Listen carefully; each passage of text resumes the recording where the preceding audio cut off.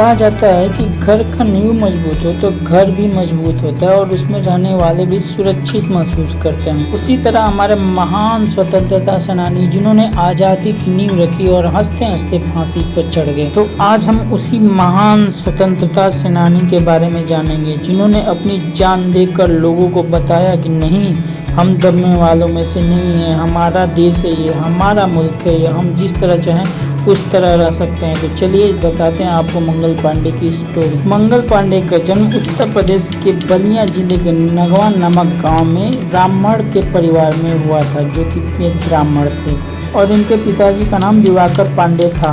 ब्राह्मण कुल में पैदा होने के कारण इनको 1849 में 22 साल के उम्र में ही ईस्ट इंडिया कंपनी में बंगाल नेटिव इन्फेंट्री की 34वीं बटालियन में भर्ती किए गए। ज्यादातर उसमें ब्राह्मण कुल से यानी ब्राह्मण परिवार से ही आने वाले भर्ती होते थे। उन्होंने विद्रोह तब स्टार्ट किया जब उनको पता चला है कि जिस बंदूक का प्रयोग हम लोग करते हैं उस बंदूक की कारतूस में गाय और सुअर की चर्बी का यूज किया जाता है, जिसको मुंह से काट के बंदूक की नली में भरते हैं। तब उन्होंने इस काम को करने से इनकार किया और विद्रोह करना स्टार्ट कर दिया। 29 मार्च 1857 को रेजिमेंट के अफसर लेफ्टिनेंट बाग को मार के घायल कर दिया, जिसकी वजह से ब्रिटिश सरकार ने उनको विद्रोह के कारण उनका कोर्ट मार्शल कर दिया गया। 6 अप्रैल 1857 को उनका कोर्ट मार्शल कर दिया गया और विद्रोह ज़्यादा ना बढ़ के इसलिए उनको जल्दी ही 8 अप्रैल 1857 को उनको फांसी दे दी गई। मंगल पांडे को फांसी होने के बाद ब्रिटिश सरकार को ये समझ में आ गया था कि यहाँ पे राज करना मुश्किल होगा।